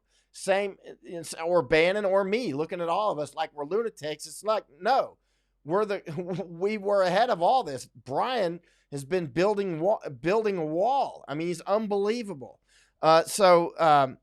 And now is when we're going to need it. And because our federal government, we're talking about the federal government that did not stockpile masks. So that DOD, the Department of Defense, is now going to give 5 million masks, I think, to they're transferring 5 million masks over to one of the other government organizations. Kim says you donated to the wall several times. Good. That we have to do it ourselves. It's unbelievable that we have to do it ourselves. And now looking at Europe, all these people are like, oh, look at American racists. They want to build the borders. Now look at all them, right? Here it is, fish in the aquarium. They're starting to put up their borders. Now the United States and Canada are closing our border now for non-essential traffic. We obviously know nobody's going to call us xenophobes for closing the Canadian border, or they're closing ours as well, right? Which they should, and we should as well. And it's not like we're not friends. It's not like, we love Canadians. They're our hat, Look, we're not going to invade Canada and take your maple syrup. But the fact is, we have to close our borders. We all know that. and also we need to close the Mexican border. And again, it's not because we're Mexicans. Are you kidding? There's Mexican restaurants all over America. Why? Because we love Mexican food. I mean, most Americans like me actually like Mexicans. I like Mexicans. I think they're cool people, and a lot of them are in our military. They make really great soldiers. They're like warrior class, and they make quite good soldiers, and they're very good family people. It's not, but we do have different economies, and we have different ways of living, different fish, different aquariums, right? And so, and so, yeah, I mean, now, but look at the EU now. Now, what's the EU going to do with all of these people that they brought? This is specifically what I've been warning about in these exact terms for a long, and so is Steve Bannon. That's why we get along so good, I guess. Is that, and plus we don't like bullshit. He was a naval officer, you know what I mean? He's like, he doesn't like it. He's one of those kinds of naval officers or military officers that actually talk straight. Some don't, and some do, and the ones that do are especially clear. They make some people uncomfortable, but it makes me quite comfortable because I feel like I'm getting what I need, which is just facts. And so, we've been warning for years. You're letting all these people come in from Africa and all over the world. What are you going to do when your economy crashes? For one thing, that's just one thing. But when your economy crashes and you can't take care of all those people that are on the dole now, guess what's going to happen? Crime rate through the roof. And if you think there was no xenophobia before, there's going to be some xenophobia now, for sure. When the crime rate goes up and everybody else, so many people are unemployed, and they're like, we need the money to keep our village going in southern Germany or wherever, or Norway or something. Finland. I mean, but look, Poland's not going to have the problem because Poland is filled with Polish people, and Polish people don't just bend over and go, okay, Merkel, we'll take our fair share. Polish people are like, get lost. And same with the Czech people. That's why I love Czech people too. They just stand up. How these Slovak people are. They're like stand up. They're strong. And also the Slovakians and the Hungarians. They all are like, no, Hungary is Hungarian. Czech Republic is Czech Republic. Slovakia is Slovakia. Poland is Poland. And now they're not going to have all these social problems. They'll have problems when their economies crash, but they won't have that added layer of problems that'll deal with ethnic violence and that sort of thing, not on any large scale. So, I mean, they've avoided that bullet by being strong up front, but I'll guarantee you, I'll bet 10-1 odds that we will soon see ethnic violence in that's a pretty safe bet. We already see it, whether it's in Netherlands or France or Denmark. I mean, it's been growing in Germany. It's been growing, and it's not all from locals doing it to the Eindringlings or to the incomers. It's not that. It's also the people coming from the other countries, doing bad things to Germans or Norwegians or whatever. Yeah, I'm totally into building that wall, man. Brian's totally on it. Brian is like the total quintessential American. Gets terribly wounded in combat, comes back, continues to march, continues to fight. Continues to be a leadership. Oh yeah, I got that. I got that candle burning in the background to remind people to get candles now, just in case your electricity goes out, which is a pretty significant a chance. So make sure you got plenty of everything that you need, even if the electricity goes out. You got plenty of gas that you can cook on, butane, propane, whatever you have as a backup, unless your primary is gas, in which case you're good to go. Yeah, Sweden totally screwed up. So Sweden, a good thing about Sweden though is a lot of the Swedish are preppers. I mean, Swedish are, known for prepping. That's one of the things Swedish are known for. So that's good. One of the things that they're not known for is common sense when it comes to foreign cultures. It's funny, when I talk with Swedish people, I'm like, oh, these are great people, really nice. I always get along with Swedish people. But then when I hear how a lot of them talk about other cultures, I'm like, they think they're still in Sweden, and they're not. They're like, they don't even know that they've just changed universes here. You know what I mean? Like, you know, the place you're in now works by a different rules of physics. You know, it's like a different, you're in a different world. This aquarium is nothing like the Swedish aquarium. You know, and the problem is these people, you know, the Swedish think if you're nice to them, they'll be nice to you, which is a Southern way of thinking where I'm from. And Japanese are the same way, right? If you're nice to them, they'll be nice to you, right?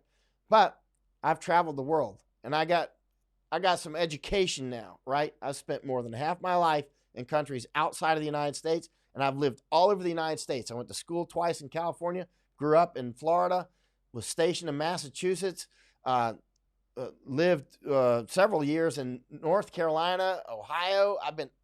I've seen my country, and I've seen a lot of the world. And let me tell you, not all fish will fit in the same aquarium without bloodshed. And Europe is about to have that problem.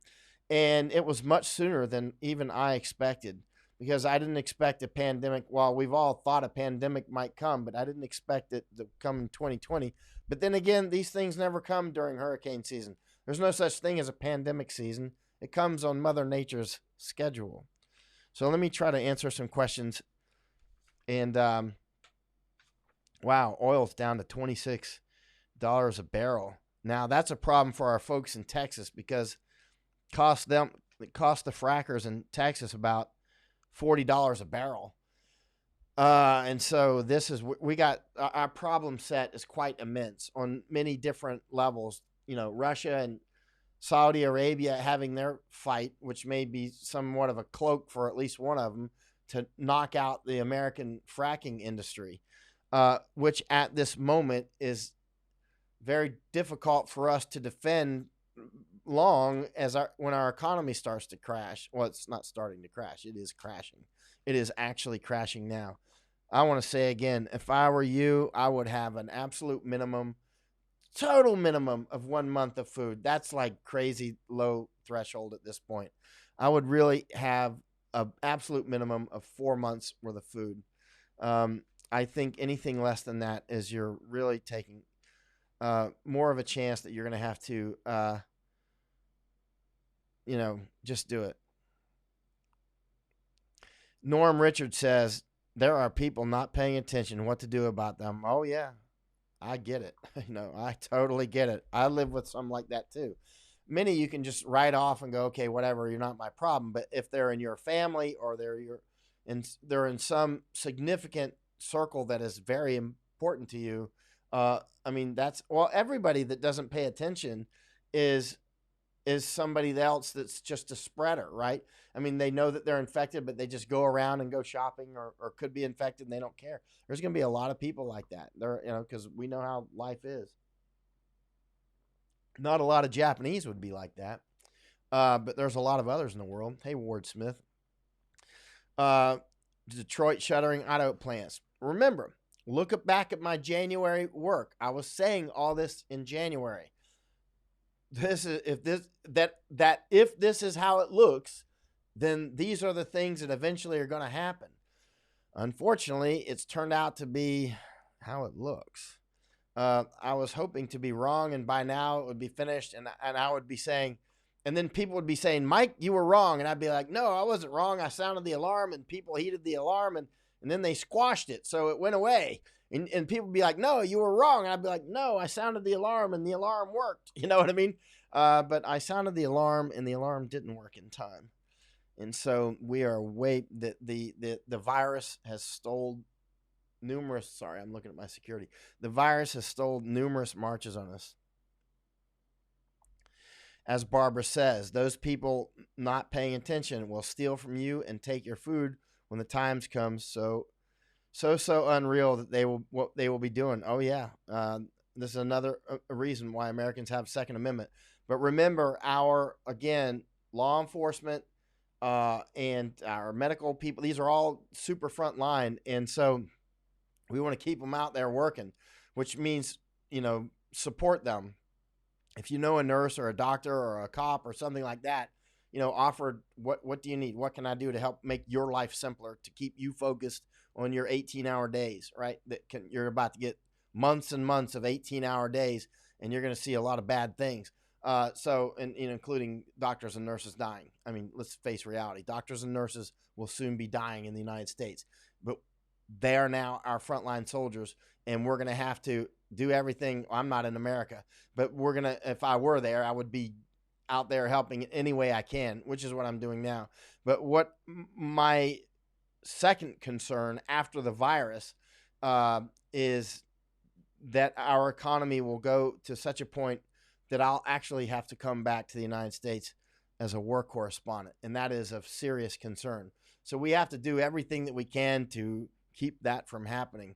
Well, El Cheapo says cannibalism is an option, and let me tell you what, as I said in January, if this thing runs the way it's doing now, there will be famines. And when there's famines, there is cannibalism. I don't see under the current situation there would be famines in the United States. Things could change and that could actually happen, but I'm not actually seeing that in the United States. But where I could see it is like China and many other places. I don't see it happening in Thailand. I don't see it happening in Thailand. I don't see it happening in Thailand or the United States. It could. I mean, I'm not discounting anything, but I'm not imagining a situation. I can easily imagine situations where Americans are very, very hungry and go without food for a period of time, but not an actual famine where people are like, ribs and bones. That's not, unless something else adds to this, like a war. But I don't see it at this point. But you should stock up on food, though, because one thing you can certainly count on is we're going to have shortages. We're going to have shortages of a lot of stuff. And so if you get it now while the getting's good, then you won't be part of the problem later. And also you won't have to go out and remember, as this thing peaks on the first peak here, first wave, that's not a good time to be going to the store if the stores are even open. Yeah, Mark Harke is saying these idiots out there are just living my life, spreading this left and right. Yep. Shaking my head, he says. Yep. Let's see. Go to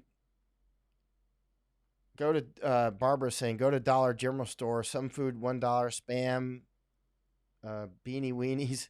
People still eat those things. Rice packs, etc. Cheaper than grocery stores. Yeah. And if you don't know how to cook rice, a lot of Americans don't seem to know how to cook rice. Get one of those rice cookers, and because rice is generally really affordable. And so if you don't know how to cook it, you can get one of those rice cookers. It'll do it for you, as long as your electricity's on. Because rice can be quite a cost-effective food. And so, yeah, think about rice. If you don't have a rice cooker and you don't know how to do it, then get one of those. Word Dunlap says, 2 years ago, I accidentally ordered 30 pounds of dehydrated potato slices in long-term storage packs. I'm glad I have them. You mentioned that the other day that you had a bunch of potatoes. It was you or somebody, and I was like, Adam is saying, do you think that they'll shut down the electrical grid or water supply? How it could happen? And remember, this isn't the first pandemic or epidemic in some place that causes severe disruption within some country, right? Like 1918 shut down all kinds of stuff. And some pandemics or localized epidemics still do that in other places, right? If people can't get to work, if the phone company people are like suddenly, the phone company is like nobody's in the phone company. Who's going to run it? You know what I'm saying? So who's going to keep it running? Who's going to keep the water running if a bunch of people just stop going to work because they're sick or they're afraid or whatever? So there's many reasons why it can get shut down. I mean, let's say a coal mine shuts down that feeds the power plant. There's different stages that this can happen in. It can be, the supply line for the fuel, like the coal mine. It can be the coal mine. It can be the supply line in between. It can be, or the power plant, or it can be all those things. So there's, a logical and very plausible chain of events that could unfold quickly. And so, yeah, it's plausible. It might not happen. It depends. It might happen in some places, not in others. It might depend on a lot of things. Right? Tommy's saying rice cookers are the bomb. Used mine just last night. Rice cookers are great. Rice cookers will save you a lot of money too. How long does it take to shut down nuke plants? I have no idea. Yeah, weenie beans are certainly not hot dogs. Let's see. I'll try to take a few more questions, and then I'm going to be on the John Bachelor show again in about, what time is it now? It's 2:17, so it's 3:17 p.m. there. So I'll be on the John Bachelor show in about 6 hours and 30 minutes from now at 9:45 p.m. Washington time. 9:45 p.m. Washington time, about 6 hours and 30 minutes from now. I'll be on the John Bachelor show with Gordon Chang. And, Colin is saying, sister got laid off in Hollywood. Friend of mine in Mexico who runs a business doing short-term rentals to Americans shutting down. A lot of economic carnage already happening. Oh, it's coming. It's coming. It is absolutely coming. The hurricane's just about to make landfall here. There's already people being laid off, a lot. Look how many restaurants and other things are already closed. Let's see. Why is my head itching? That's because I saw those skeeters earlier, but it's cold now. It's so cold I want to turn it off, but I don't want those skeeters out. Because there is a lot of dengue up here in Chiang Mai, actually. Let's see. McFarland Eason. Hey, McFarland. Got my last name, Eason. Howdy from Nuevo Laredo. Do you think we need to shut down trade across the border? People here are very worried the USA is going to close the bridges. The southern border is going to close. It's going to close. Like, really, what time is it? It's going to be real. Whether trade's going to close, I don't know. I think the thing to worry about trade is not that it's going to be the money. It's going to be Americans running out of money to buy. But let's see. Obviously, we want to keep as much trade going as possible. I shouldn't say obviously. I don't mean to be pretentious like that. I'm not being pretentious, but obviously, we do want to keep the economy going, and because at the same time, though, this going across to Tijuana or whatever and all that, it's just going to have to stop. Any kind of vacation traffic or whatever, it's time to vacation at home. You have to do the vacation in your head. Time to do some. But yeah, clearly there is going to be some dramatic changes on our north and south border. We saw that earthquake there in Salt Lake City. I hope everybody's well. I posted on it right when it happened. Quite a few people in Salt Lake City were coming out and talking about it. Jen Attacker saying, can you watch the John Bachelor show on YouTube or free anywhere? Anyone know? It's a radio program, actually. I wish I had the link at my fingertips. I don't. But if you web search, you should be able to find it readily. Maybe somebody can post a link to it. Hey, Greg Connors. Hey, Greg. I hope everything's good with you, Greg. A lot of things going on today. Oh, thank you, Lisa. Greg has been a huge help to me. I think Greg actually made the colors corrections on this. Actually, it doesn't look as good on this screen as it does here in real life. In real life, it looks a lot better. Greg does color corrections on photos and videos and stuff. And oh man, after he touches them, they look really, really good. They look much better than they do when they come out of my camera. That's for sure. What airport shut down, Jan Hale? Yeah. Let's see. Fort Sill, Oklahoma has cases, Sonia saying. They called my mom and wouldn't let her come in to see the doc. The doc told me to get her meds. So that tells me there's more cases in Oklahoma than they are saying. Yeah, let me see actually if Maddie has made any other.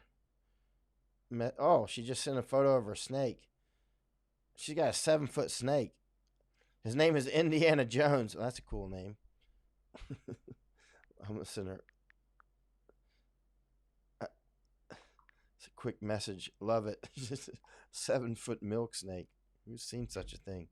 But she seems to have the China virus. We should know in 2 or 3 days. She just got tested 3 or 4 hours ago. Oh, Reginald saying my shirt is screwing my color balance. That might be why my face looks red and why that doesn't look right. I'll bet you're absolutely right. Okay, keep that in mind. Back to my dark shirt.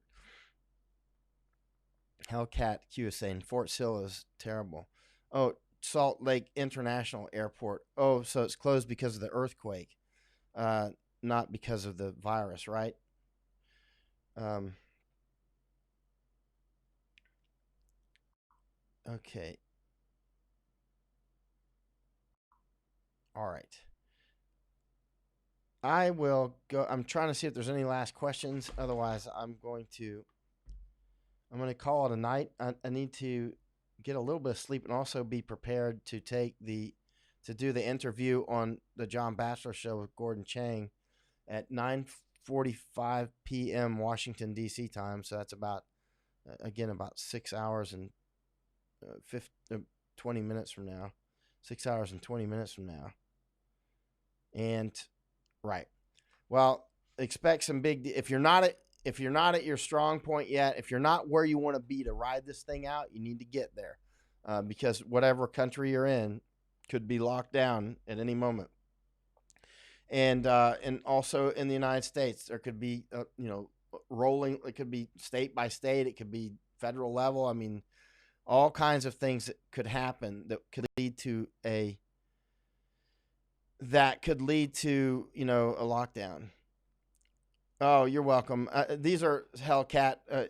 Hellcat Q says, Mike, I'm glad you're still doing your thing and informing us with the truth. Um, you're most welcome. Sometimes they're train of thoughts because the questions come in and we'll just run with it and go off on different sides. Intellius Byte says, this is crazy overreaction. All right, here, let me give you some advice. Don't go buy food. Don't worry about your water. Don't buy any batteries, or you don't need them. Right. Have a good day with that. Let's see. Hellcat Q says, glad you did the same with us in Deuce 4 in Iraq. Y'all were awesome, man. Deuce 4 was incredible. Yeah, I spent 5 months with y'all in Iraq. Let's see. I actually answered McFarland Easton. I actually answered that question earlier. Maybe you stepped away. Um, I don't foresee them closing. I haven't heard President Trump or anybody else talking about closing trade with Mexico, and that would be counterproductive for us and for Mexico. And but closing the border, you can count on it. It's coming. Like really, really soon if it hasn't happened already. The border is definitely going to be closed. Uh, between Canada and the United States and Mexico and the United States.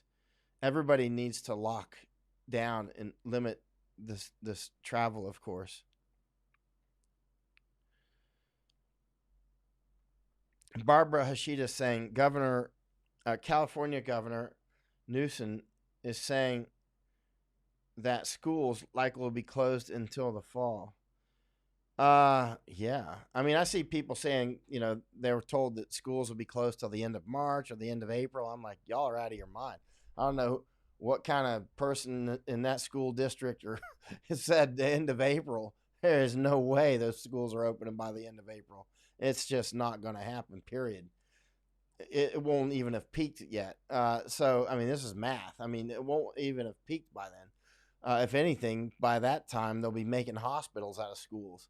And I'm not joking. I mean, like literally, I would expect that a lot of schools probably will become overflow clinics. So, or hospitals. Yeah, Colin is saying, I think the Canada and USA border closed to some. Notice nobody's going to call us racist for closing that border because it makes sense. Or they're closing it on us and we're closing it on them. But we're all same with Mexicans. We're all in this together. I mean, do you know any Americans? I'm American. I don't know any Americans that don't like Mexicans. I can't. They don't come to mind. You know what I mean? That it's not like Americans. Oh, I hate Mexicans. It's not like that at all. It's just we want control of our borders. We want control of. We don't want extra people coming up and stressing the system. We need Mexicans for all kinds of things, all sorts of labor and that sort of thing. But we're not natural enemies. We're natural friends. But at the same time, got to have a fence. Yeah, it would be great, Mark, if we had a border on the southern, if we had a fence on the southern border. Brian Kofage has been working on that. Cecilia saying schools in British Columbia are closed indefinitely. Okay, Carl Voss. Carl Voss is saying this is a damned if you do and damned if you don't situation. We can recover from the economic damage. Ain't a lot of recovering from dead. I'd rather be we overreact and end up with what is happening in Italy. Yeah, I mean, there's going to be a lot of Americans die, and Canadians and Mexicans. It's going to be a lot. It's going to be some gigantic number. Um, it's what's in question now is how gigantic the number is going to be, and so obviously all of us doing our part can mitigate that, and that's what we're going to have to do.